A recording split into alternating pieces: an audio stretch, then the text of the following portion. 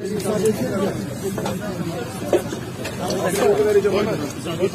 gel. İstersen şunu tutalım soralım. Malik. Sadece arkadaşlar geçemiyor. Müsaade et. Müsaade. Aç abi aç. Müsaade. Aç abi.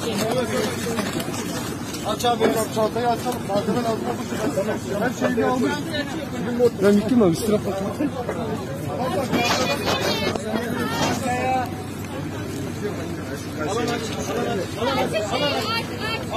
Alan aç. Bir artık geri çıkarın. Tam biraz geriye. Ayaktan mı verin? Olmayan geriye çıksın. Açın.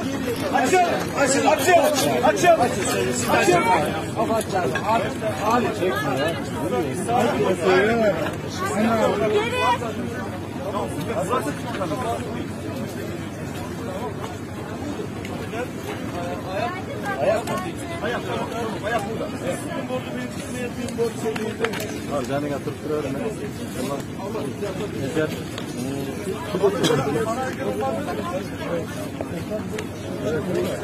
Jandarma koridoru açtım, komple aşağı ambulanslar kadar koridoru açtım. Burayı aç abi. Burayı aç abi. Geç abi.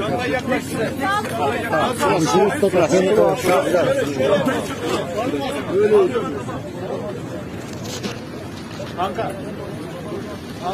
Gelin set yapalım. Onlar da burada galiba. Evet, Yanlış mı gördüm? Japon ekip de var. Aynen, yani buradakiler Kırgız ekipler. Ha, Kırgız mı onlar? Kırgız ekibi.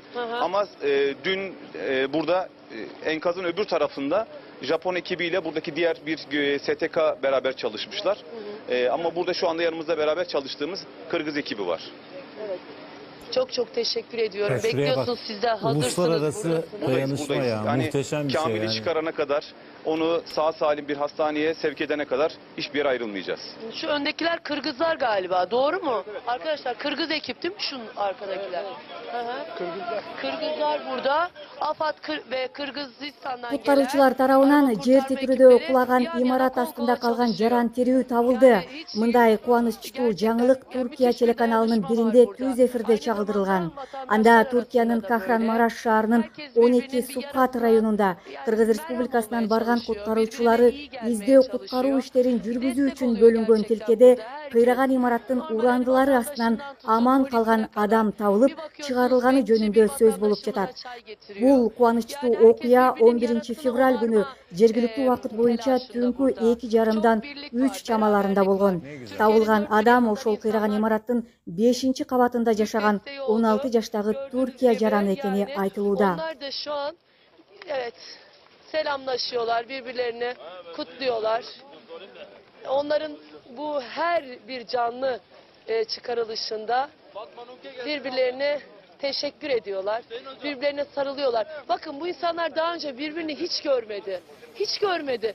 Batman Umke, Kırgızistan'dan bir arama kurtarma. Bu insanlar hiç görmediler birbirlerini hayatlarında. Ama burada gerçekten yani tek yürekler, el eleler, kol kollar çıktıktan sonra da sarılıyorlar birbirlerine. Bir canı bulmak için, ulaşmak için. Burada duruyor. 16 yaşındaki Kamil'in ambulansa yerleştirildiğini gördünüz. İlk müdahalesi zaten enkazda yapıldı. Serumu takıldı. Sedyeye yerleştirildi. Ambulansa şu an koyuldu. İçeride yine müdahaleler yapılıyor. Daha sonra biraz sonra ve şu an hastanelerle temas halindeler tabii. Hangi hastaneye gideceğini bilmiyoruz ama belli olacaktır veya belli olmuştur. Hastaneye götürülecek, artık tedavi altına alınacak. Sağlık durumunun iyi olduğunu öğrendik. Bunu bir kez daha söyleyelim. Neymiş Halil? Fenerbahçe forması varmış üstünde. Üstünde Fenerbahçe. Koyu Fenerbahçeliymiş. Aha, çok. Ne oldu? Onu nereden? Videoyu attım ben. Ha tamam peki. Ha. Koyu Fenerbahçeliymiş Kamil. Fenerbahçeli Kamil.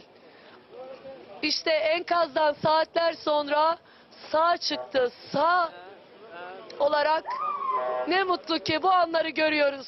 Ne mutlu ki alkışlarla Kamil'i hastaneye uğurluyoruz. Tedavi altına alınacak. Sağlık durumu iyi.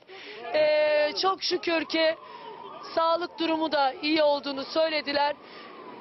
Ve artık onun tedavisi başlayacak Kamil'in. Bölgede çok sayıda binada yıkım var.